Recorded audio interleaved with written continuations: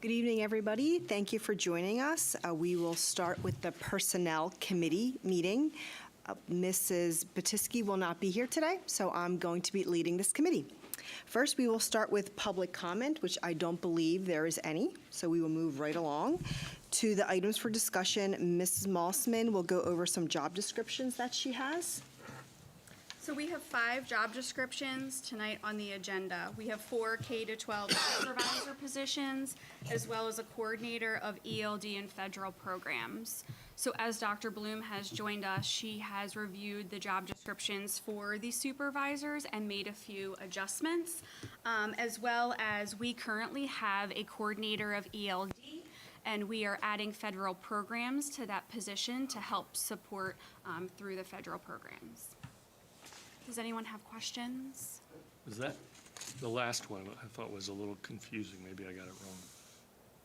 Does it show what was changed on that? So currently our coordinators had one job description, and because this position is overseeing ELD and federal programs, we created a job description specific to that position. So the whole thing is So the whole new. thing is new. Okay, so there were no Yes. changes. That's what that was my, so it's combining 2 old ones, you're getting rid of those, or? So federal programs used to live in Dr. Palmer's office. Oh, okay. And now the individual who is in that coordinator role will be providing support to Dr. Bloom for federal programs. Okay, but the same position, Same same pay? position. Yes, everything stays the same. Okay. Any questions? No. All right, moving right along to human resources updates.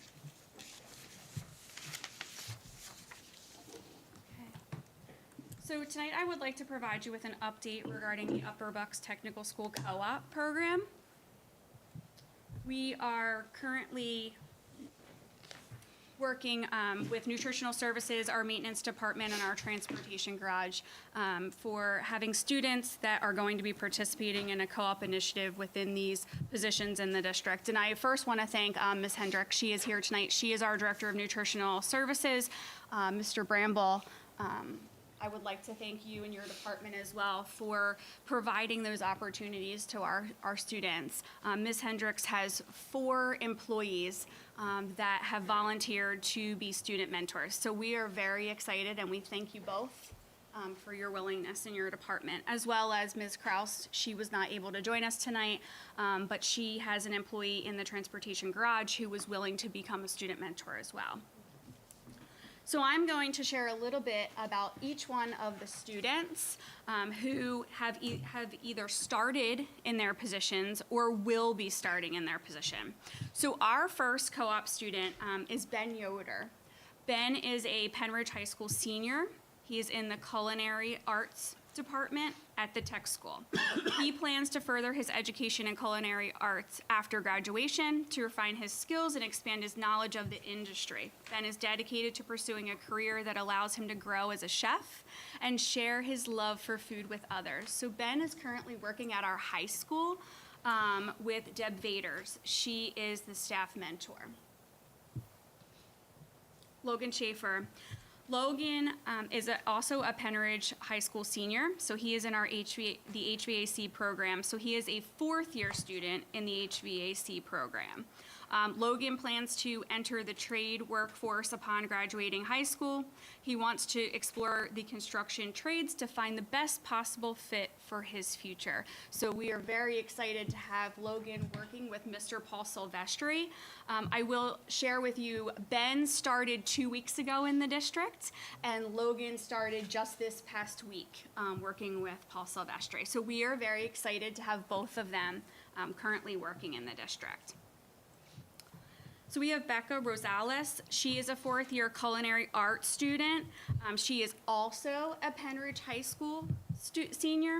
She plans to pursue a degree in culinary arts after graduation while continuing to gain hands-on experience in her family restaurant. Rebecca will be at Sellersville Elementary with Susan Dalby as her staff mentor. We have Milka Rosales. She is also a 4th-year culinary arts student. She plans to pursue a degree in hospitality management after graduation, again, while working in her family restaurant. So she will be placed at Central Middle School with staff mentor Tracy Benkart. And Karen Salzar. So Karen is a third-year culinary arts student with an interest in the science behind food background. She plans to attend Drexel University with a major in food science.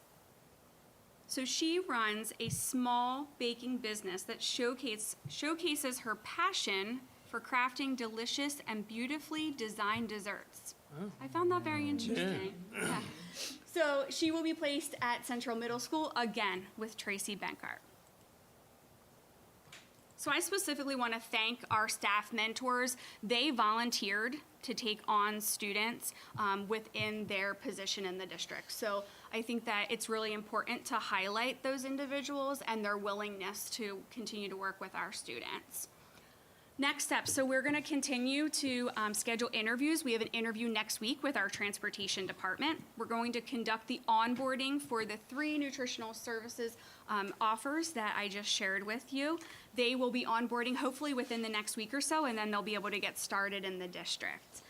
We will also be coordinating with our technology department to identify if we have a student mentor for the computer science program at the tech school.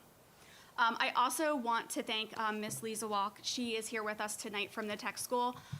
We have collaborated a lot over the last few months to just really make this a successful program for our students. So thank you so much for everything that you've done to help with the program. This was Tara's great idea, actually, so I want Tara to be able to get a little bit of credit here, too. She's been working on this probably since the end of last year to kind of get the ball rolling, and it just kind of makes sense to be able to collaborate, so thank you, Tara. Thank you.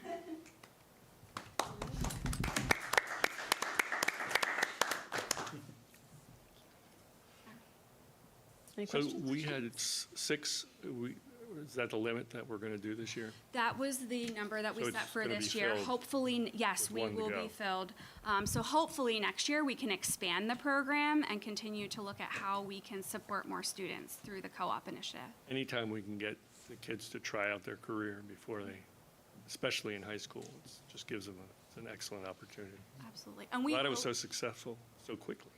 we hope that these students will work for us over the summertime as well when we have those summer openings for students. How long would this last typically, or is this, The student co-op initiative, it I would, mean, is there a set period on it, or is it open-ended? so it would be open-ended.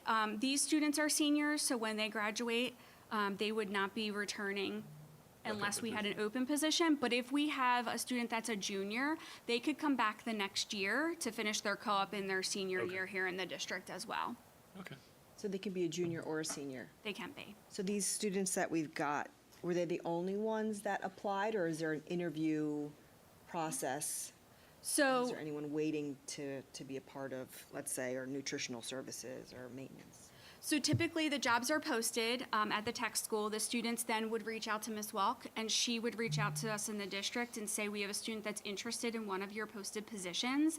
And then they would come in and go through the interview process and the onboarding process. So all of the students that were interested in the culinary positions filled the openings that we have in nutritional services.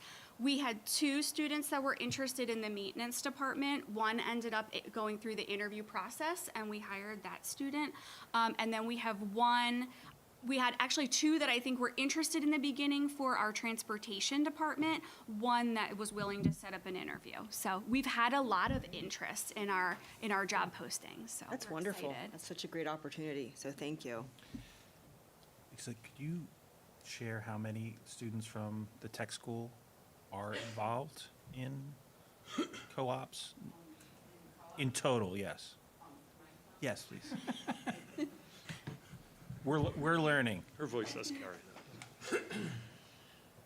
Hi, Hello? I'm Lisa Walk. I'm one of the school to work coordinators with Upper Bucks County Tech School. My job is to basically help students find meaningful employment in their respective trade. Sometimes the students, when they're signing up to go to carpentry or culinary even, they have one specific job path in mind. They don't always know what's available, so we kind of explore different types of avenues. So this year, so far, we have, tomorrow we're signing our 85th student out with employers. And out of those 85 students, we have 72 employers. So it's a little bit of a process. I need to provide a paperwork trail according to the Department of Education, saying that the students are being mentored, not just really getting a job, but they are paid and they're learning on the job. So everybody knows that learning on the job is really the best kind of way to go. So last year, we ended the year with 130 students out. And the students collectively made $811,000 just working their co-op. So this year, being that tomorrow we'll have 85 out, I think we might exceed that 130. So Awesome. Awesome. Thank you. you're welcome. Thank you. That's wonderful. No questions? All right, we're moving right along. Next, we have dashboard. So you will see that this month, from September 30th to October 27th, we posted a total of 15 positions and filled a total of 17 positions.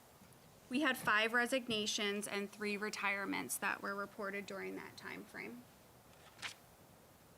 On the second page of our dashboard, you will notice that we updated our leaves of absences as well as our benefits that are offered to the employees. The third page of the dashboard is new. So the third page of the dashboard has salary schedule placement. So you will notice that the number of professional staff members that we have each column of our salary schedule. So each one of those numbers represents a staff member on the column of the salary schedule. You will see that we have 73 professionals with bachelor's degrees as well as 472 with master's degree and 5 with a doctoral degree. Upcoming recruitment events. So on December the 3rd, Penridge will host its fall job fair from 4 to 6 in the cafeteria at the high school, as well as December the 6th. We will be participating in the Christmas tree lighting in Percy, and I invite each one of you to come and stop by our table. This year, we will have something a little bit different and special. So we have students in the district that created ornaments that will be signed by the students and handed out during the Christmas tree lighting. So I invite each one of you to come by and check out the ornaments that the students made. The last page of our dashboard is the transportation section. So you will see that we have had a few applications for bus drivers with CDLs as well as without CDLs. We've had a few interviews. We had 4 interviews for bus driver positions.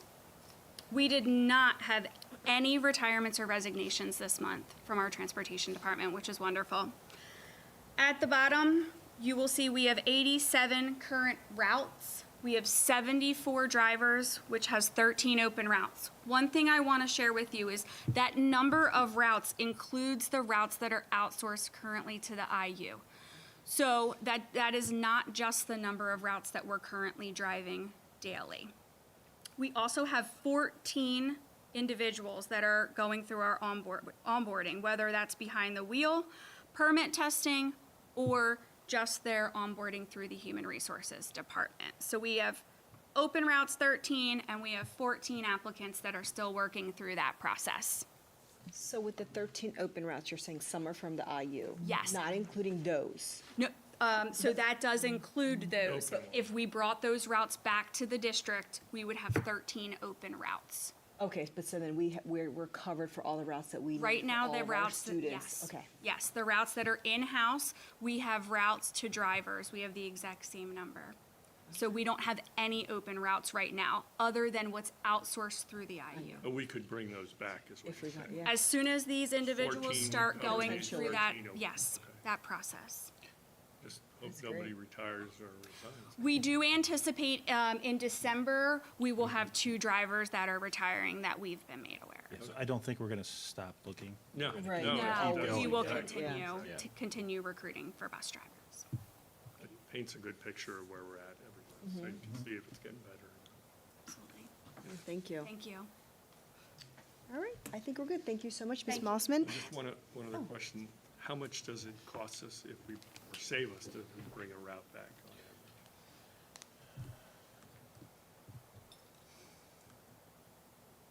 it? You can let me know, too. Yeah. They're all different from the IU because the kids are all going to different places. Okay, So so some of these are You just could have one one person. kid going to one school, and then you could have three kids going to a different school. So that route is What's the total though, Sean, if we were to bring all of them back?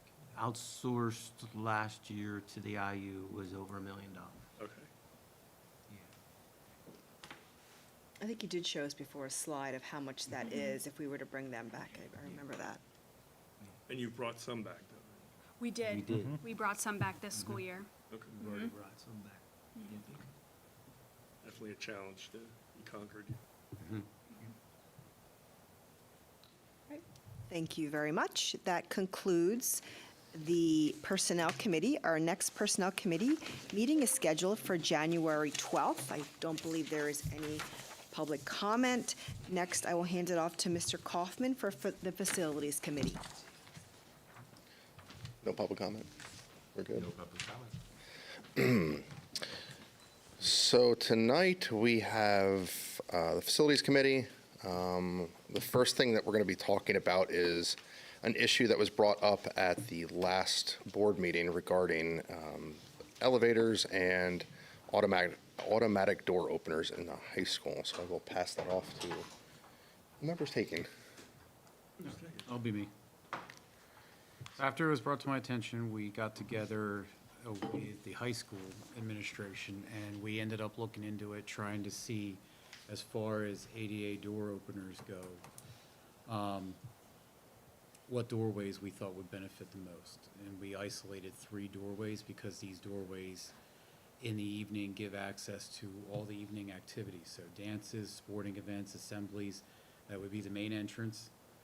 The white gym entrance, which is door 20, and door 34, which is the doorway that give access to the elevator that would take you down to the green gym.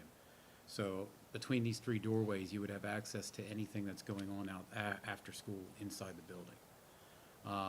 We ended up reaching out to a vendor that does work with Johnson Controls because we would need something that would tie into our card fob system.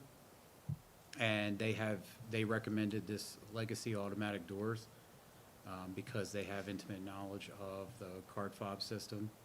And they ended up looking at these doorways, gave us recommendations on equipment, and put a quote together for what it would cost to install 3 ADA door openers.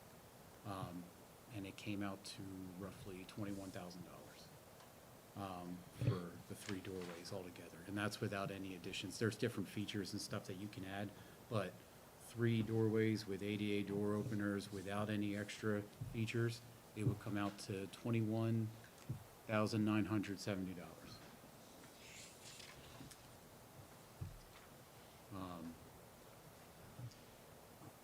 But that was pretty much after they took a look at it, that was what they came up with for what would help solve that situation.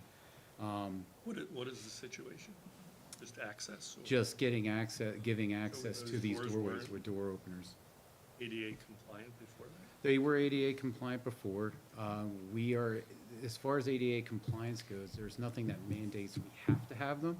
It's just that if you're going to implement them, there's certain ADA regulations that have to be met, which is why we would contact a third-party vendor at that point to make sure that it's installed correctly and meets those expectations. We also ran it by ICS and our other engineering groups that they're affiliated with, just to make sure that any codes that would need to be considered, anything that we would need to know. Also looking at our current setup to make sure that there was nothing overlooked. And because our doors give access to wheelchairs and walkers, we are currently ADA compliant in any way we need to be. This would be something, Added. this would just be something added on, making it more convenient. And that's really just the button and it opens up on its own? Is that Correct. what we're This would talking be about? the apparatus attached above the door that would, and it would be one door. So, for example, the main entrance, the door all the way closest to the card reader, what they would do is they would put one above the door, the exterior door, and then one above the inner door that's in line with it. And there would be a button on the outside of the building that when you swiped your card, it would activate that button, opening it up, keeping it open for a time. Now, we can set it. They said the average setting is like 15 seconds. We can change that up to 30 seconds or as low as 5 seconds. It would give them time to come in, and then it would close behind them. Now, when exiting, there would be a button on the inside of the threshold that they could hit the button and it would open out so that they could walk out. What happens if it's a public event? They don't, is there gonna be a button that, So it would have to be somebody, now we could set it where it could be open for an event, like where, and we could do what we currently do, which is we dog down the door, which is with the straps so that they can open the door and come in. So would it be accessible? Oh, well, we could set the button to work as well. you could have an outdoor button that would, Yeah, we can would change it require- as we would need it if Okay, we would so- want to. Is there a door schedule on the doors? Yeah, we currently have a door schedule, Right. yeah, and I have that program that I can change all that, so I can make it where it just opens for everybody, or we would be able to change it, which is why we would want to go with the group that they recommended, because they can make it where we can just tie it into our network and program it as we see fit. how about the attendance guy? If someone comes in the school, they have to go into the office, they can't go straight through. Yeah, this is only for outside of those school hours, right? When kids. This would be, yeah, this would mainly be for outside school hours. Now, during school hours, they have somebody that does this for them. They would, a paraprofessional Okay. or an assistant that would open the doors for them. And what, this came out of the board meeting? So there was a student that spoke at the last board meeting that had shared, I believe it was, she had expressed wanting to come to evening events and have the ability to independently enter and go from the building. Okay. So this would give her and the other students in handicap restraints the ability to come and go from the building and attend these events without the assistance of someone else. If I recall correctly, didn't she also talk about potentially some of the interior doors being needed as well? I don't remember interior doors being cited as part of it. You guys met? I didn't meet with the student. It was, the concern was shared with me afterwards, after she had spoke at the board meeting. And mainly, she had cited just being able to come into the building. You met with Ms. Ketty. I met with Mr. Ketty, but we hadn't talked, nothing about adding it to interior doors was expressed. We could look into it if we want to. I mean, this is just a start, looking at exterior doors, so. And Mr. Johnson and Dean McCann met with the family as well to Okay. discuss their needs. Yeah, as I recall correctly in her public comment last week, she was also talking about potentially bathroom doors, things like that, that a student who didn't have a paraprofessional would need to access in an outside event within our school building as well. So I know that there were some discussions within her public comment, around the need for something in interior doors. Like to during meet- dances and stuff too. Right, so like during a Yeah. dance, when Okay. somebody comes in and is not able to get a door on their own, they don't have somebody who's coming with them, just to maximize their ability to dignity to be able to use the facilities that they need to use. She had also mentioned that. I know that, and this is like snowballing. I know like Mr. Bramble and I've had a conversation about this. I mean, there's a lot of things that go into like the door openings, door access, and so the high school's the only door that, I mean, the only building that will have push buttons then? Is what we had talked about before. I'm trying to remember what the message was, that the high school's the only one without push buttons? Or, So I we. mean, the high school's the only one As that's far getting as push ADA buttons. openers, we don't have them in the district. district. At all. This would be, the start, these three doors would be the start. So I think, I mean, personally, I would like to see them get put in at the high school, move forward, and start pushing into all the buildings. Entrances to, like, you walk up, and I was thinking about my kids at Guth today, and you go up and you push the button at Guth to bring, the AI phone to ring in, but there's no way for anybody to get into that first vestibule. That would be in a wheelchair. They'd have to, I mean, it's kind of crammed because you got the wall right there and the door. So they'd have to open the door up and wheel in. Now they're in the vestibule. It's a tight turn there. So to be able to have those door openers on the outside, inside, baby steps, one step at a time to kind of move forward. I think if we're going to look at things like that for ADA compliance, it's probably, we can loop ICS in, talk Yeah. about putting that as part of our projects moving forward, to think about how we would want to include those things. I tried doing some research today about it, and I know that the 21 building code now establishes having to have, anytime you do work to a door, that you would upgrade it to have those push buttons. So that's So why. when I ran it by ICS, and I shared our conversation with them, and they basically had told me that most new construction these days, it's automatically encouraged that this is something that gets implemented on new construction. We're far from that. So here at the high school, which is why you can go and you can get it, and which is why I would start with doors that already have power to them, because it's, as far as a cost angle goes, it's the cheapest way to approach it, to a door that already has electricity run through it. When you start getting to interior doors, that's where the price is gonna go up, because our interior doors don't have power run to them. What power do they have at the exterior doors? So we already have electric run to the exterior doors, because the crash bars and all the card reader systems, all that has power that's running to But are it. they 24 volt or are they 120? Because most of the door openers are 120 volt. They're 120. Power for the, most of the time, normally they're 24 volt. But there's a lot of changes for like bathrooms and things like that Yeah. inside. You know, the design now for ADA is not to have doors at all, to simply be wide open so that you Yeah, I can was get gonna say, inside so our without doing bathrooms that. Yeah. So, We have some bathrooms that have.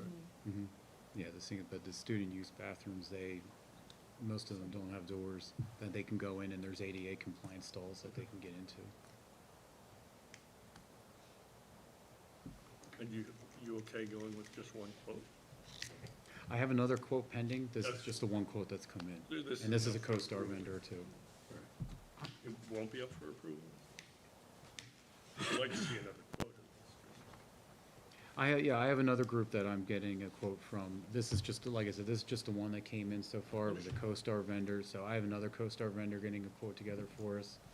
And I'm in the process of trying to narrow down a third vendor that could get together a quote for us. This is just in the time that it's since the last board meeting, reaching out to a few people. This is who I've heard from so far. No, that's fine. I just- And this group I heard back from was the most recommended in the area that could provide us with. Yeah, Legacy's probably the top tier, being able to do this, do it efficiently, have the material, not And they have have to intimate wait. knowledge of our card swipe system and the computer programs, so this would all be, if we were to go forward with Legacy, it would go from the moment it started, they would be able to install it all, get it integrated into the card swipe system, and it would just be very convenient to program it all with the existing program we have. So, what do we do? Are we bringing this up for a vote, or are we gonna get another quote? Is this a rush, or is this, We have another quote coming, okay? and a third company that he's contacted for a quote. So if the board wants to see options on price, we need to kind of push the brakes until we get some more options for you. But this was the best we could do in the short time since our last voting meeting, which was just 2 weeks ago. No, I know. So, And the next meeting is, it's in January. January 26th. This really isn't something that's in this year's budget anyways. So if we do it this year, it means something else yeah, potentially has to get pushed or not done. So it's a question of what is the level of expectation and the level of need here in order to do this now, or is it something that the board would like to wait until the summertime and do it in the new year budget? So those are all options on the table that, we would need some guidance on how you would like this done. And again, that doesn't have to be answered tonight. We'll certainly, Craig will keep working on this and bring back all the information as we, when we have If it. we can get that quote in the next week or so, we could still make a decision. I would love to see a second quote. I don't necessarily know if we need three. I'm sure a lot of people are experiencing Johnson Controls, so it's not just, they're not the only ones out well, Johnson's Controls. got- Well, this isn't specifically Johnson, this is just who Johnson recommended. Right, because right, they I have understand. the most intimate knowledge of their program. So Legacy, like Chris said, is pretty well-known automatic door opening company. I mean, like I said, once I get the other numbers in, I can put together another report and put it up for everyone to take a look at.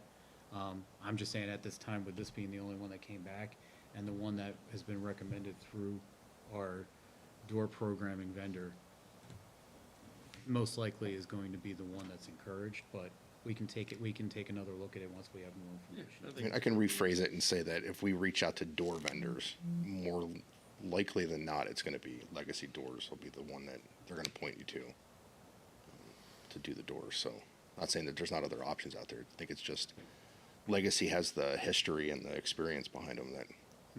And they're also local-ish, Harleysville. All right, let's get more numbers and see where we're at. Hopefully we can make a decision for the board. And yeah, and then the other thing was the elevators. So I believe the concern with the elevators was the downtime. I think the situation was really just a matter of perception, because there was an elevator that was down, the elevator across from the elevator. I mean, the live elevator across from, it's like Starbucks across from Yeah. Starbucks. So the elevator that was across from the library was down the last week of school.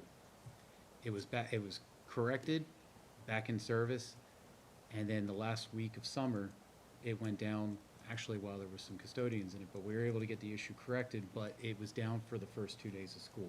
And we got So- the custodians out. And they weren't in there all summer. We ended up getting them out, got them back to work. But, Most of the week. yeah. I But docked they- their pay for the 15 minutes they're Yeah, spending. counted that as lunch break.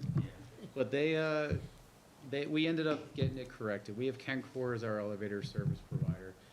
The challenge when it comes to elevators is the parts being fabricated, the time it takes for that to happen, and for them to come in. Sometimes it can be long depending on the job that it's being done, like for the elevator over by the White Gym. We had I know that was referenced, that had the whole door was damaged and it had to be rebuilt. It takes quite a bit of time for that to take place, which is why, as a student who needs that elevator, I completely agree, it can be frustrating. But it's something that I can only push and try to verbally crack the whip over the phone and be like, hey, how are we doing with this? Where is it at? When is it gonna be in? It is up to the industry if it's gonna take as long as it does to get done. Once it's in, once it was ready and it was fabricated, it was brought back, it was installed and put back into service. That elevator that had been down at the end of the school year, it was a mechanism that opened the door that had broken, and we had to wait for it to be fabricated. Much less time it took for that to get corrected, and once it was corrected, it was back up in service. It was only down for the first 2 days of school. But 2 days is reasonable. Understand. The other one out by the gym was down for a considerable amount of time last year, because Yeah. it did take a long time for the new door to be built. I agree. We are well aware of that. That was a very frustrating process. How's the reliability of the elevators overall?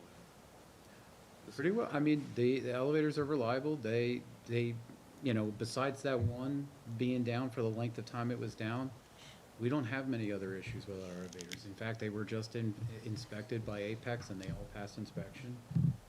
The chairlifts get inspected by Apex and they all passed inspection. They are gonna be going around again. More are gonna be inspected over the holidays. They let me know that they're gonna be back out to do more tests. And the past couple rounds of inspections, everything's been clear. So since that last incident at the first 2 days of school, we haven't had any issues. We haven't, okay. That's pretty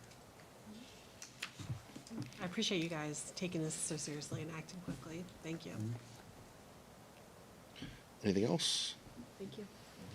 And then we will move on to obsolete items for review. So I'll just turn it over to Sean. Yeah, we just have a few items this month. The first one is at Central Middle School. There's 2 glass display cases that have been in storage for some time, not being used, and the school would just like to get those cleaned out and get rid of them because they have no reason to have them and no use for them. So if the board's okay with it, we'll put those on public surplus.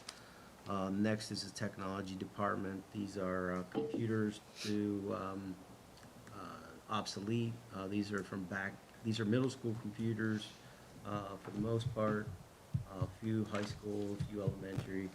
But most of these are from 2017.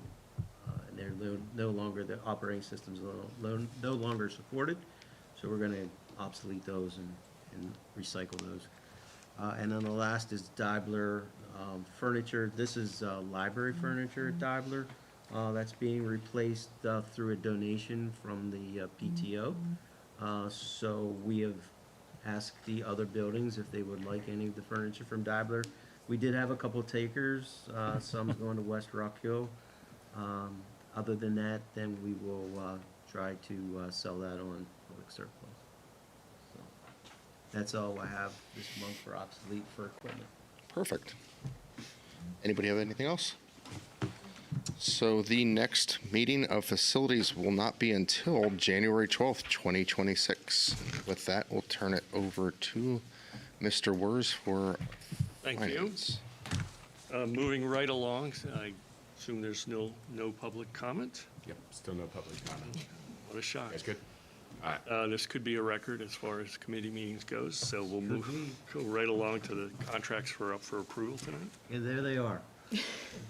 We'll keep moving. Done. Okay, first contract is a LearnWell contract.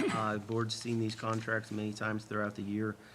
This is for educational services for a student placed in a medical facility. Cost is $61.55 per hour for those educational services. And the second is a settlement agreement. This is actually an adjusted cost. If you look in the settlement agreement that was originally put in place, the paragraphs 1D and 1F had limits, and this settlement agreement outlines new limits for those two paragraphs, 1D and 1F. Why? Other than the cost went up, I don't know. These are handled by Mr. Johnson, and I'm not privy to a lot of those details on these. Okay. Okay. Letter C is Christmas City Studio Photographic Services. Now our agenda does say Sellersville Elementary, but this is for all K through 8 kids in the district. This is not just Sellersville. Oh, really? That was one of yeah. my questions. Mrs. Baker at Sellersville, she's the principal, kind of leads the way on, So we have one contract for all? yep, we do, Oh, we that's do. And much she kind of better. leads the way, so this came from her over at Sellersville, and we just had put it on the agenda that was Sellersville, but it's actually K to 8.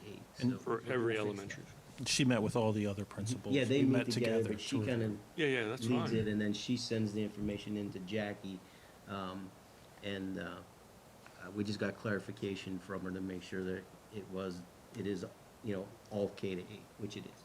And the high school has a different company. They have Legacy Photos. I think we Yeah. approved Right. them last year Right. for the high school, and that's a new company that Right. Karen Gersh and Tim wanted to try. So the K to 8 schools are now moving away from. Life Touch. Yes, thank you. So Life now we're Touch going to go goes- to Christmas Yes. City And Studio. this is a local company. Sarah said they're a local So they'll company. do Competitive. photographic in the. For picture in days. this Picture days and also other events, it said? Yes. Yeah. They will offer kind of like photographs of your school events and things Yeah, like that. drama, for I'm you. seeing drama, theater, That's for excellent. middle school. I was concerned because I thought it was, every school did it independently. I think we did a lot more of that in the past. We had, We've always kind of had the elementaries, middles separate from the high school. They've kind of done Yeah, their own that's- things. So, but Sarah has kind of, like for the last 8 years, Sarah Baker has kind of led the charge for that group, the K to 8, and worked on putting this in place. So she's the. Do you know why she they gets the don't, kudos for that. do you know why they don't want to do Life Touch anymore? They're looking for more competitive rates for families. They believe Christmas City offers more for the families, competitive rates, they believe better packages. They believe there's better options there for the families, and there's more things there for families of need. As Sarah said. that's good. So when you say parent paid, that means these are the stuff that you buy on picture day? Yes. Nothing to do with the yearbook or anything, or did it? Correct. I think Christmas, the elementary yearbook, that was approved last month. and it was Christmas City also. Okay, oh, okay. Because I know with Life Touch, the elementary schools are able, to use them to get the portraits of the schools to then upload into their program. So I'm guessing Mrs. Baker made sure that this Christmas City is able to do the same thing, my guess is. I guess, yeah. If not, I'll let you know. Great. Okay. The next two are for high school graduation. The first is the Grad Images. This is the company that they have take photographs at the graduation of the seniors. And that's all then offered to the parents, and the parents can buy that or not buy that, totally up to them. But this is the contract to put Grad Images in place for upcoming graduations. And then the second one is the Lehigh Valley Events. These are the folks that come in and set up the production and the stage and everything. So there's two pieces to this. And really, by doing a 3-year contract, getting this agreement in place, they will waive the fee of $2,000 per date if we have rain dates. So we have up to 2 rain dates a year, and if we use both of those rain dates, it would be $2,000 per rain date. So if we put a 3-year contract into place and we have rain dates, we will not be charged. So that's really the benefit of putting them in place for the 3-year period. Is this the same one we used last year? Yes.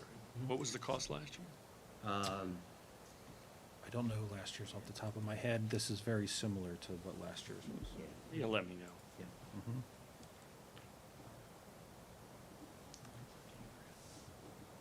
Anything else? There's still some more. Okay. I was just Yeah, wondering. oh, no, no problem.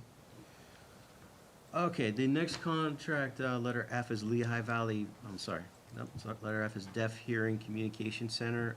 This is to put sign language interpreters in place when needed for parent meetings.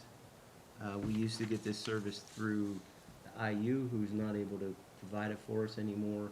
And actually, when the IU had to outsource it, they outsourced to this company. So they just put us directly Oh, it's nice. in contact with these folks. So there would be $85 per hour, and it's only as needed. What were we paying the IU? It was You can let me know, too. it was that cost. Oh, they passed it through? Yes. Oh, okay. It was the same Oh, that's cost. excellent. Yep. Yes. See if they were marking it up. Yep. Yeah, I asked Scott where that. He said it was that. Same cost. thing. Yep. Good. The next is Scholastic Book Fairs. This is for the book fair at North Middle School in December 1st through the 5th. And the Scholastic book for anything that kids buy is parent paid there. But the school gets a percentage of the sales back as a fundraiser for the school. I have a question for you. So this is coming through North Middle School. All the elementary schools always have it. How come we don't ever see it there? Just kind of wondering why this comes in front of us. With I know all the elementaries, it's something that they always have. Mm-hmm. Is there a reason why sometimes we get like this for North, but for all the elementaries we don't, or do we even need it for North? Well, Like, I'm kind of wondering if it's parent. It's a contract, so it's weird. I would think they would have a yeah. contract. So this is a contract, and actually, they would like to have it electronically signed, but we usually push back on that.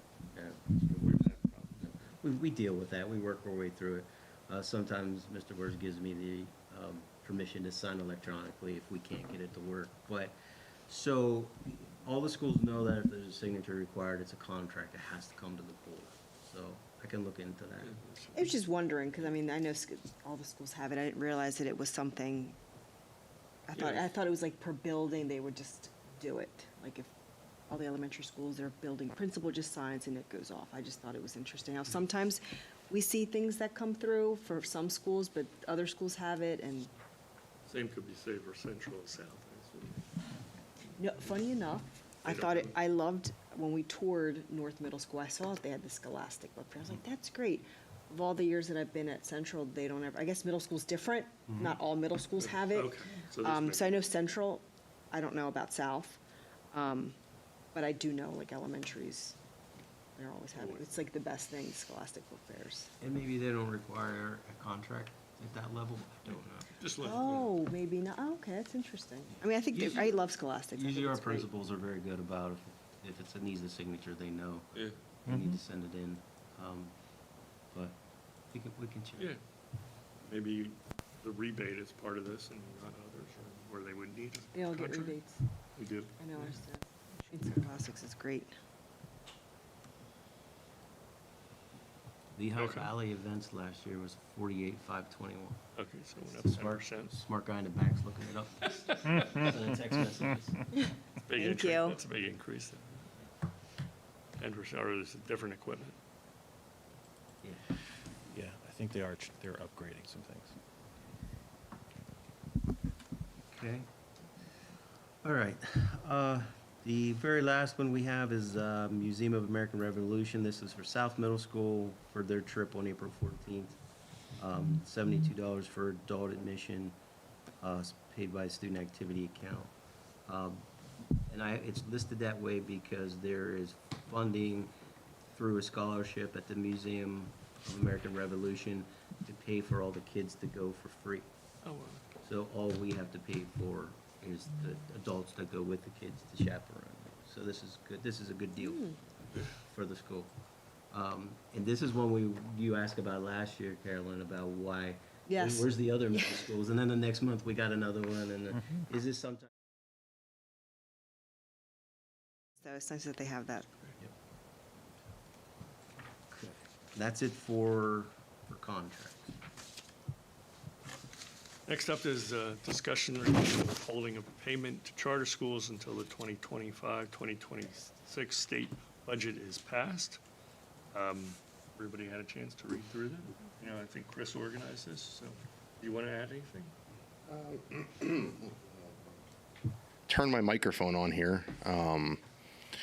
So, you know, I've seen a bunch of districts throughout Pennsylvania pushing forward to have this resolution go out.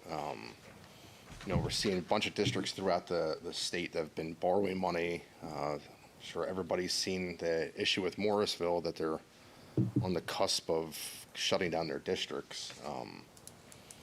You know, we're looking at a funding gap from the state, and yet we're mandated that we have to continue to pay these charter schools for our students, for students to go there. You know, and before I came tonight, I actually saw there was an article on Penn Live, and it was talking about transparency for charter schools. And I had it up here. They have some stuff where it's CCA doesn't hold its meetings like in regular hours. They only do them at 9 a.m. in the morning. They only keep meeting minutes posted for 3 years. They don't play by the same rules that we do, and yet we continue to have to fund their for-profit education. I think it's only fair that if we're going to have to suffer, that they also eat some part of that. 25% isn't a big ask. I mean, it's going to help us with, we could say, $750,000 that we're having withhold. What are we at now from the state that we're missing, roughly? 7 million, when we're into December, it'll be over 9 million. Yeah. So we're currently waiting on $9 million. I think that equated to what, $35,000 to $40,000 in interest payments. You know, we're taking a hit. Every district in the state's taking a hit right now because of the budget impasse.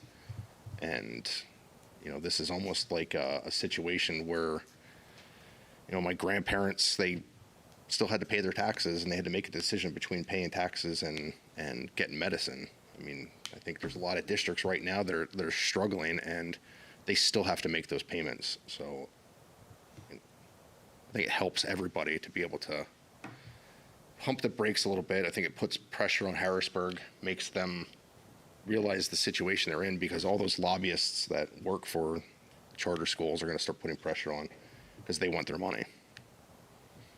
that's pretty much where I'm at with it. I think it's a good message to send Harrisburg. I think it shows solidarity with the rest of the districts in the county and the state. Question for you, Sean. How much do we pay for charter schools for regular ed students? 15, 16? 16,000 is the Our tuition average rate. per pupil. And how about cost, right? for special ed? Is it 30, 32. 39? And for our students here that come to Penn Ridge, how much roughly is a student?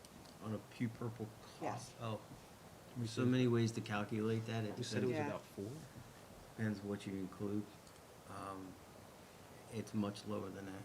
I thought it was like 8, that's what I thought. It's hard to but I was- calculate, right? It is. Because your fixed costs are here, Yeah. whether you have one. It's or- different. Yeah, it's- it depends what you include and all that.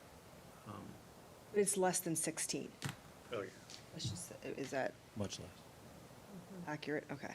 Just to kind of get a gauge and for the community to know how much we're paying out and then how much we're paying for our students here. So what we're looking at, just so I'm clear, with the resolution is that with every charter student that we pay for, we would pay 25% less. That's what the resolution. That's what says, this is yeah. saying, right? Until it's passed, though, so what does that mean? Until a budget is put in place.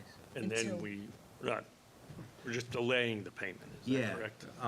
it does not stop the fact that we owe the money. Right. You can't change that. What I will believe will happen is the charter schools will file with the state of Pennsylvania that they weren't paid, which initiates a process through the state, through PDE, to withhold school district money. When the state budget is passed and the money's put in place, PDE will withhold the district's money and send it to charter schools. The charter school will submit to PDE what they believe we owe them. Whether it's right or wrong or indifferent, it is the number then the PDE will withhold from us and send to the charter schools. If we feel that that's not correct, we will have to go through an administrative procedure with PDE to fight to get our money back. That is a process that has taken us, in some cases, years to get done with a lot of, complete interjection of Mike's lawyers in order to make it happen. I have seen Mike's lawyers basically on a weekly basis pester PDE for a hearing date in order to get us in front of a hearing for charter school bills that we were charged for kids that no longer lived in Penn Ridge. Those cases can take years to settle because they just take so long. The process just takes so long because there's not enough resources at PDE to run these cases. That being said, it is an administrative task to try to get your money back from PDE if they take more than what we believe they should take.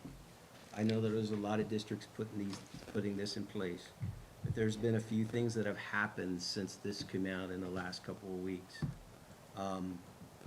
We are being told from our professional organizations, Pennsylvania Association of School Business Officials, Pennsylvania Association of School Administrators, that they believe that there will be a budget in place before Thanksgiving.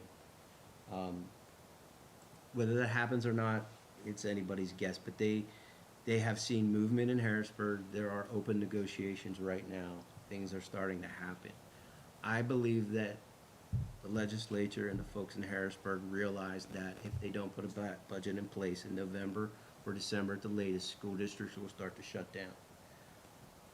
And it's a very good question that Dan asked me today was, if charter schools can sue school districts to get money from school districts, why can't school districts sue PDE to get money from PDE?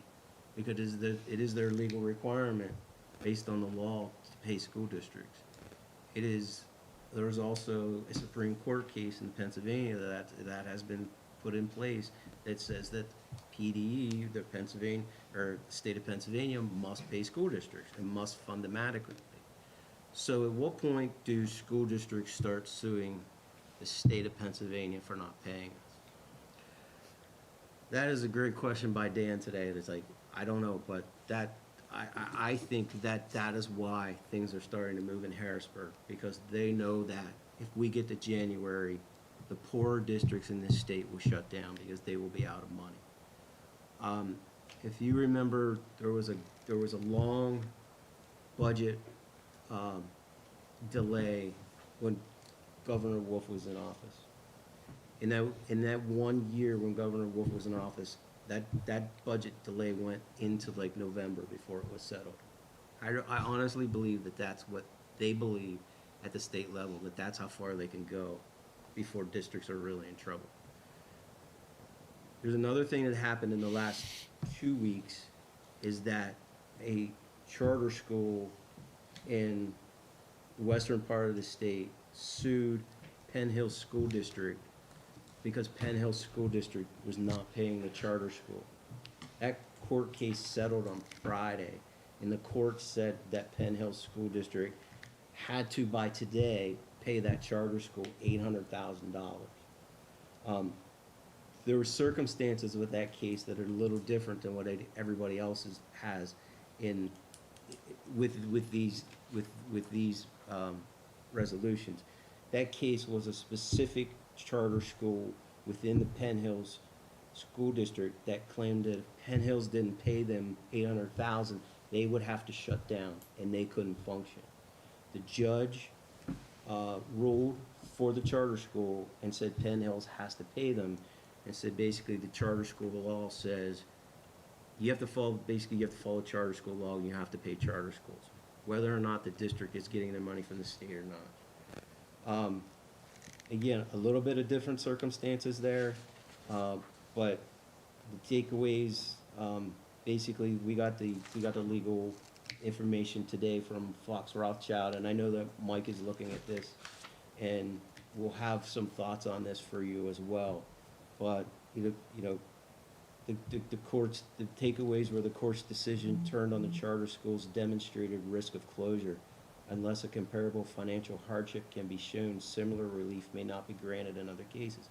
Which means that unless the charter school was saying, that they can't close down, if the other charter schools go to all the districts and put this resolution in place and say, we're gonna sue you for the money, you have to pay us. Well, this judge is saying, or these folks are saying that there's circumstances here that charter school is gonna shut down. If those charter schools can't show that, then maybe they don't get that same relief. And the other takeaway was that school districts considered withholding charter payments during a budget impasse should consult counsel to assess risk, document financial impact, and prepare for possible court intervention or negotiation obligations. Meaning, just have to sit down and negotiate with the charter schools over what we're going to withhold. I kind of believe that at this point for Penridge, we're not at a financial position yet where we don't have the money to pay these charter schools. We still have the money in our coffers to pay all of our bills, including our employees, including the IU, including other public school districts that provide service for us. And I believe it might be arbitrary for us to say that we're going to pay the IU, we're going to pay other public school districts, we're going to pay our employees, or we're going to withhold from charter schools. I don't know that we win that in a court of law. I don't know how any of this works out in the court of law. Who gets sued, who wins, who loses. This is very uncharted territory. It also costs a lot of money. It also, and if we get sued, it's going to cost a lot of money. But I think that perhaps, we get down the road a couple more months, I think this makes perfect sense, and I think it's going to be a lot more than just charter schools that we stop paying. If we get to March or April without a state budget, there's going to be a lot of people that don't get paid in a lot of school districts in the state of Pennsylvania. And there will be, by that time, a lot of school districts that are shut down and not operating anymore. So I just want to be careful from our standpoint of being arbitrary to say we're going to withhold a certain amount of money from this group, but we're going to pay these groups. I just think the board needs to be careful, and I think the board needs to have a guidance from its solicitor, and go from there with this. Because, like I said, there's a lot that's happened in the last, 3 working days on this. This court case settled, I think, on Friday in Penn Hills, which is in the western part of the state. And the judge ordered that they had to pay $800,000 by the end of the day today. So the judge gave them basically 1 working day to come up with $800,000 to pay a charter school. So,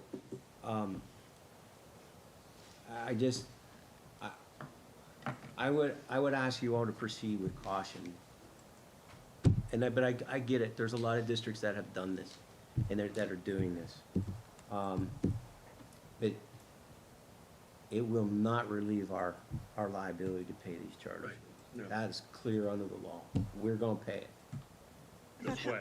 just wait. Right. About roughly how many charter school students do we have? Do we pay for? About 141 charter school students in the district as of November 4th, when Jody ran the numbers last. At 141. That's all. That's cyber charter, brick and mortar charter, that's all. And we pay the same for cyber charter, brick and mortar charter, The only right? difference we pay is in the special ed rate. The special ed rate for cyber charter kids is about $5,000 less than the brick and mortar special ed rate. How much have we paid them so far this year? Like, when do we send them the money? At the beginning of the year? So they bill us every month. Monthly. We get billed monthly for charter schools. So we've already been paying them. We have been. Yep. And then, and I understand what you're saying, like, we're proceeding with caution, you know, like, we don't want to cut off our nose to spite our face and all those. But I like Chris's idea, if there's a way that we can apply some heat to, like, help get this budget passed. So if it passes before Thanksgiving, that's wonderful news. We've still lost a lot of money, though, that we're never going to get back. No. And There most likely will be no relief within the state budget. There has never been in the past relief in a late state budget to make up for those losses of not only school districts, but every organization in Pennsylvania that relies on state funding. so this all is where service I hear organizations. Chris's point, like, we're taking a hit. Yep. And they aren't at all. The charter schools. They're getting all their money. And so I feel like from a legal perspective, like in lawsuits, we all know how expensive this can be. That, you know, if this ends up being a no-win game for us. But I like the message, though, like how that public schools are absorbing this loss and charter schools are walking away with everything they would have gotten. And from just a general equity and education perspective, that's, for lack of unfair, you're not like in the childish way, it's unfair, like it is legitimately unfair. So if, what you're talking about where they can like petition and sue and then that money could be taken from this, are you saying that they could ask for even more than what we would have given them? Like they can say, we lost money, or there's a late fee, or, They submit what they feel they have and what they feel they are owed. and it could be more than And- what we would give them? We have no, No review. there's no of it. reconciliation Yeah. process for us before our money is taken. Right, Our money is taken based on what they ask for, not and checking then- with us, and then we have to file for an administrative hearing in order to ask for a hearing in order to Yeah. get our money back. Well, so if we said we pass this, but it only starts in January, then we can send a message, but we don't have to risk being sued right away. Right. I mean, Which, you if know, it we sounds hope like that their by then it charter would, schools have nothing to lose, though, like, I mean, you could put a date on it, you could pass it with if the Send state a budget's message. not in place by a certain date, then you're ordering the district to start to do this. we can always revisit that Mhm. too, Yeah, so we don't stick our neck out that much. I mean, I don't want to get involved in anything legal. I don't want to really, because we owe this money anyway. If we could save money and take a risk, I get that, but I'm fine passing it with a start date in the future. It- Doing something like that. I like the message, though. I'm not willing to let go of the message, and I'm trying to find like where Is there something we could use, or something that's just like, you know, in solidarity even? Can you guys cut us a break? We've just lost hundreds of thousands of dollars, and I completely understand what you're saying, but the law in the state of Pennsylvania is stacked against you in this Yeah. argument. There is no wiggle room here. We owe the money. We either pay the money or the state takes the money from us and gives it to the charter schools. It potentially would take more, and then it could take us potentially a long time to even get it back. which we would end up losing money with all the lien stuff. That's why I like to put a deadline on it, and sends a message right away, we could pass it, and doesn't go into effect until January. If we have to rediscuss it, we can, but I don't want to stick our neck out legally and end up costing the school district. I would support something like that. I don't even know if January is they're gonna care anymore. They literally have nothing to lose. They'll be like, go ahead and send us the resolution, like, we're gonna get our money regardless. What would you suggest then? Well, my pipe dream, I guess, because again, like, I think people need to know what's happening here and what's happening to public schools. Like, this is a slippery slope, and I like raising the alarm. Like, I really feel like people need to understand that these are the hits we're taking while other groups are able to walk away like everything's fine. You know, like, we're still obligated to make these payments, especially when it comes to the cyber charter schools in particular. Public school districts in the state of Pennsylvania have been lobbying legislatures for 25 to 30 years for relief from charter schools and cyber charter schools. And they have one of the strongest lobbies in the state of Pennsylvania. I mean, yeah, they do. We have gained very little ground. We have gotten some minor changes. That's why you have two different special ed rates, one for brick and mortar, one for cyber. But public school districts have gained very little in the last 25 years in the battle against. Well, there's over 1,000 charter school payment rates in the state. Is every school just has its own.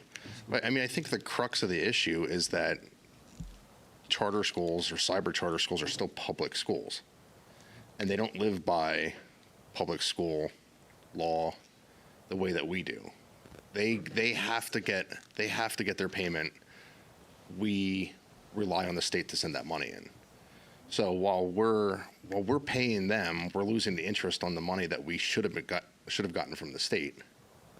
So it's like, to me, being able to withhold anything and being able to earn that interest money on it at least gives us something back for what we I agree with missing. everything you're saying, Mr. Cobbin. I'm just, my point is that we're on the wrong side of the law on this. True, and one of the sticking points to this year's budget, I believe, is the House Bill 1500, the $8,000 cap. Absolutely. So one of the I think that's holding it up. Yeah. Believe me, the charter school lobby is going hard after that. So one of the reasons why we're even having this discussion right now about withholding charter school payments is because they make an inordinate amount of money on public education. Absolutely. And, it's unsurprising that we have kids that leave Penridge to go to, some of these different charter schools. They leave without IEPs, and suddenly they've got IEPs for things because they're paying $16,000 for a student.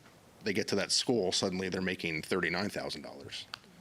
And then they take it out and they do their advertising and they get their Zamboni at PPL Center and all these things. And meanwhile, all of our students in the district are left to pick up the bill. All their families within the district and the taxpayers are left to pick up that bill.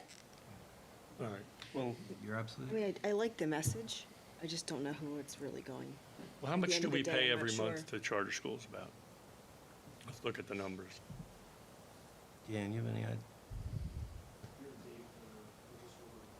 Okay, so what, 250 a month? 200,000? And then we withhold 25%, so that's like 60,000 or something. interest on that is, what, per month? Not a lot. No. And we risk spending many thousands on legal bills. So I agree with that, but I think starting in January sends a message and limits our risk as a district. I would be in favor of something like that. Tom? I just want to limit our risk. I think, I agree with Sean.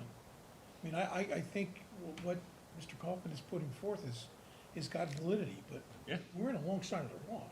I mean, we got a stacked deck, and I don't know how you get past it, since you got the legislative body that is in full support of the stacked deck procedure. For 20 years. Of course, I don't understand why they're doing it, but there must be a whole lot of backdoor dollars going back and forth because Well, so these guys are really, Yeah. they're solidifying their position in the Senate and the House and making sure charter schools. We stay can't where they are. change that here, unfortunately. But part of our responsibility is to speak up to legislatures about things that are impacting public education. And that's what we're doing And this is here. a big one. So is it that the resolution is to legislators to like support the bill or something like that, or a resolution asking the state to cut, like reduce the fees for charter schools by the same percentage public schools are losing with the budget being held up, or some, I mean, I really have no idea how implementable these things are, but, and I don't think if we'd ask it, we're asking just for Pembridge, obviously, like it would probably have an impact across the state, I would imagine. But if, I have another question though too, even if the budget gets approved before Thanksgiving, Yes. are we still getting the same amount that we were planning, or because We if don't they know, right? approve a lower budget? The numbers that we have been sharing with you are what we received last year. Yeah. In the months, July, August, September, October, November, December. We don't know what our funding levels are because there's not a budget in place, and we won't know what they are until there's a budget in place. They could flat fund, they could reduce. I don't know what's gonna happen. Yeah. So I think we have a responsibility to raise the flag somehow. Like, I'm not okay with just being like, oh, we can't do anything. And I think you're 100% correct. We got to raise the flag. How Yeah. do you do it? And that's the question. Well, we're very smart people sitting around here. Let's Yeah, brainstorm we about are. it. But, But like, Does I know that- does that- the IU has been very, they've done a lot with regard to that. They've sent letters. Sure. They've multiple times, both on the federal and the state side.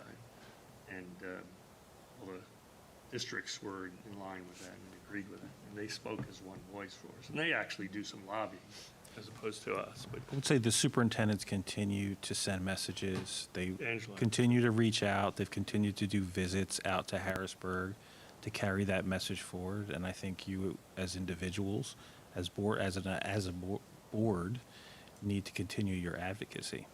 But I think it would be worthwhile check in with the solicitor before those decisions are made that could potentially financially impact the No, district. I agree. But how about looking at it from something, letting the IU take control, being the forefront, and doing 13 seminars, each school district. And you do a seminar on the relationship of charter schools and how they affect your community. Because I'm of the belief that you've got about 65% of the population in the Pembridge area that don't have a clue. And it's nothing against them. They're just not part of the process. They need to be part of the process. And if you have some kind of educational, seminar for them, it's now, you can digitize it, you can have it on Zoom, you can get it out to at least the general public starts to understand what we're going through. And it's not easy for us, but I don't think they know. And I could be wrong on that one, but I really don't think that the general public has a true understanding No, they of what we're definitely don't. facing. And I think they need to know that. because it's a taxpayer issue. Bingo, right. That's where people, so is there like, so the school district, or Morristown? Yeah, Mooresville. Thank you, sorry. Morrisville. Like, if they're like, we have to shut down by January, obviously those charter schools are not getting paid then. Like, is there a hardship type of situation that we can be like, we're a district in a hardship situation that, So I don't know if this judge who ruled in favor of the charter school in this case would rule that, I don't know. What, if Morrisville has to shut down in January, and that was the question Dan brought today to me. He said, well, what if Morrisville or whatever district had to shut down in January, what if they sue? And they sue state government yeah. for funding. Why can't they do that, right? So I don't know. I mean, if those districts shuts down, nobody's getting paid, and no kids are getting educated. Including the charter schools though, like, Nobody's, yeah. But I'm gonna the give charter you school, the hazard. the charter schools will continue to educate the kids from that district. No, because they have coffers. And when that district does get money allocated through PDE, They'll grab it. they'll send it to the charter school. But what was the charter school from that lawsuit? They would run a charter school to show a hardship. Be surprised how they could show they were in a hardship. All those are. Penn Hills School District. Penn Hills Charter School of Entrepreneurship. Oh, Because charter school. is that, because, I mean, By just, the way, the Penridge, the school district you're talking about, high-end. It's not a low-end school district. Mooresville? no, Pendel. Oh, Penn Hills, my wife went to school there. It's a wealthy suburban It's district. a wealthy district. Well, because I'm just looking at the, the top charter schools in the state are all public charter schools, and I'm not familiar with that one, but it seems like that's more of a targeted to that area. What's Penn Hills Charter School of Entrepreneurship? My guess is that's a brick and mortar charter It's a school brick and that's just within Penn Hills. Pendel, And they right? could be running out of money. So rather Cybers than, aren't, but because like you look at CCA's got their 23-24 enrollment is 23,600 students. That's a little bit more than probably Penn Hill or Penn whatever. Penn Hills. Penn Hills. 23-24 for Pennsylvania Cyber Charter Academy was 10,379 students. We're talking about a statewide versus something that's targeted to one area. And I just, To me, you're, it's kind of the same argument where you have Penn Hills School District, who is wealthy, but they decided not to pay that charter school for whatever reason it was, and I think from the case language I read, there's a lot of disagreement between Penn Hills School District and this charter school of what they felt was owed to the charter school. Disagreement on what the charter school rates were. This disagreement goes back a number of years. But the point is that Penn Hills was functioning and paying their other bills, paying their employees, paying the other vendors, paying their IU, everything else they do. They arbitrarily decided to not pay that school, the charter school, Yeah. and they lost. My fear is that this, saying we're not gonna pay 25% is arbitrary, and that we're only choosing to not pay 25% to charter schools. I don't. And we're still paying 100% of the rest of our bills. That's where my biggest concern from a legal I don't know that, because, I mean, paying the IU, there's not, I mean, unless I'm wrong, there's not a state mandate that we have to pay our IU X amount of dollars. We pay them for the services they provide. Correct. Like anyone But else. there's not a state mandate that says that we have to pay them or use them, right? should we Like- stop paying them? No, Ron, but they're not, we're not required to pay those services. We're required to pay the charter schools. Which makes it worse, right? Exactly. So when we continue to pay our services to the IU and the other places, that's, we're paying them because it's necessary for us, but these charter schools, we're required to pay them as public entities, and they're eating they're not taking any hits off of this budget impasse. They're a public institution that is eating our taxpayers' food off of their table, and they are taking absolutely no impact from the budget impasse. So where we can say that, yes, the IU is a service, yeah, it's a service that we're paying. We're not required to pay them. We're paying them because we see a value in it. Well, and These charter schools their own are, budget We're not crunches, too, from the state budget, not, like, they're in a Oh, yeah, they're similar getting position shorted. that we're in Yeah. also. Yeah, like they're, Well, we're not going to resolve that problem. The issue really here is, do we want to go forward with this? We all, I mean, I wrote an editorial on cyber charters to the paper. We've been talking about this for years, and we all agree it's stacked against us. But the question really we have here tonight, are we going to pass this, or are we going to pass it to wait? Put it up for a vote as it is, put a deadline on it, or not pass it? And well, if we're, Brad, and Carolyn, you guys haven't had a chance to wait. I'd like to hear what you have to say. I like the idea of putting potentially this into play in the future, but I think that we do need to hear the fallout of Penn Hills first. I would like to hear from Mr. Miller about what potentially we can work towards with this. But we also need to send a very clear message that we cannot be protecting one part of public education that is robbing from another part of public education without some sort of a discussion around it. So I do like the idea of saying in X amount of time, when our budget truly starts to hit the fan, we will be making this choice to suspend part of our payment.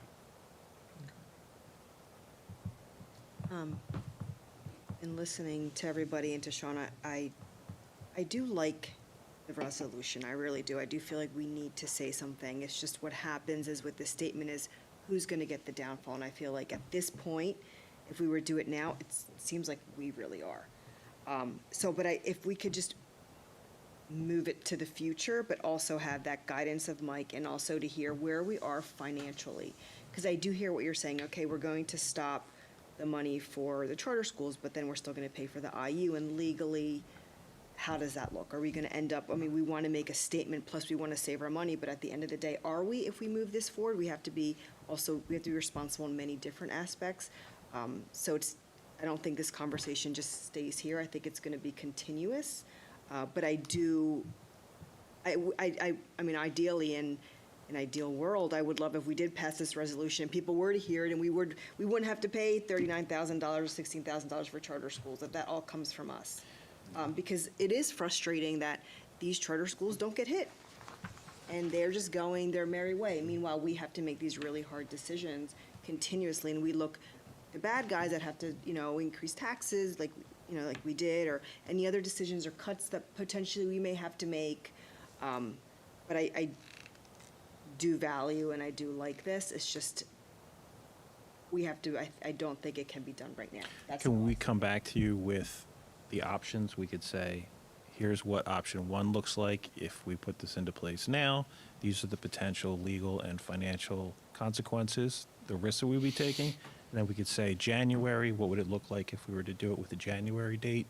Give that information to the board to make a decision? And I'd like to hear Mike's opinion. Yep. I'll follow up with Mike. I mean, I think that That's like, this would real be- quick, before, I also liked what Bob said, about the educational seminars. I do think that is really great thing, because I also do think that people don't know, and this is a really big deal. Like, we can all contact, write letters, but if more people in the community really knew about it, I think then they could do the same thing. And understood. Yes, why we have to do the decisions that we have to make, and also, I think that was a really good idea. Can the school educate its parents about that? Is that allowed? or- Well, I guess that's Because like how we said, we like write the articles in the relationship. paper, but if we're allowed to put a seminar in here and invite the parents, is that, that seems a little different than what we normally. I think think maybe if it's something that we can discuss I'm and of the see. opinion you invite them in. Yeah. Yeah, Put it's them like, in. Like an a- option. Come to the table with us, and let's have Status a of- conversation. Like a relationship And the of general how public they- sits how- out there and listens. I how understand they affect exactly. That's I our agree with you, district, right? but I don't know if it's. Wait, who are we bringing in? I mean, it Charter makes school? sense. Charter schools. Or it makes sense even if we just explain to The people the truth. relationship, charter The schools truth and how about it affects charter Penridge. It doesn't, we don't have to, I mean, they can It's our come, own but it's, lobbying it's tool. Well, I'm facts. just going to throw this out there that you can invite the charter schools all you want, but they were subpoenaed by the House and they refused to show up, so they're not No, showing we up don't want them here. here. We No, want no, to no. talk about it. You can't lose. If you invite them and they don't show up, Their whoa, prerogative. that's a big deal. But it's the education piece that I think is important because this does affect our Penridge School District and our parents and our families and our community. So if we're doing an educational seminar, I think it's valid. Well, I think maybe that- this one, Yeah. I think that at the end of the day, this would be a different discussion if it was just Penridge going, let's pass a resolution to do this, but we're looking at 15 or 18 districts around us that have already consulted their attorneys and moved forward with this, and I mean, if there's a way that we can wait until after Thanksgiving and put it on for reorg, I'd be fine with that. Because we'll know what better shape we're in after Thanksgiving then. We could still pass it now and have it start in January. At least then we know we get the resolution out there knowing that we're discussing. Well, we could move it forward to the night of reorg too, knowing that there is a possibility that they pass. I don't know if we're. Because we're still waiting, I mean, I like what Dr. Palmer said about giving us those options and letting us see. Yeah. I don't think we have consensus on anything. Correct. We'll come back with additional information for you guys. Right, and I think from the numbers perspective, I would be interested in if we started it next month and we're saving $50,000-$60,000 a month, and this lasts for the next, like, what that would be compared to what, I know we don't know what they're gonna put in when they put their money in, like, they could ask for 400,000 more than we think it should be, and then we're stuck in litigation, but We can share what the gain would be and Yeah, like, interest on that. can we It's a lot less. It's not a ton. All right, you It's a know. lot less because if we're only paying 60,000 a month or whatever, No, the it's- interest on that would be $400, $500 or something like that. So, No, I said it would be saving us. but it's not savings because we got to pay it down the line. We're not going to we're going to save the money, keep it here. All get we'd be able to interest on it, recoup is the interest on the money we're not which is sending in. very little amount. Which On a is the month by numbers, month what you're basis. saying is that we want to see. That See what would that- be a yeah. number I would like to see. Look at the monthly savings, if we took 25% off, and then the interest on that at 4%, that would be our net earnings that we could keep versus paying, and then the risk associated with not paying. That's really what it comes down to. If we could make 50,000 a month on it, I'd be more interested. We're not doing it. No, maybe not. Who are the PACs that are trying to fight the charter school stuff? Sign me up. Like, I know there's a lot of lobbyists for the charter schools, but who's, PSBA lobbies on behalf of school district boards to have a fair funding formula for charter schools. Pennsylvania Association of School Business Officials lobbies constantly for the same. They don't have the money. Pennsylvania Association of School Administrators lobbies. And these are organizations that are exactly what Ron just said. Dashboard. They are professional organizations that back school boards, school business officials, school administrators.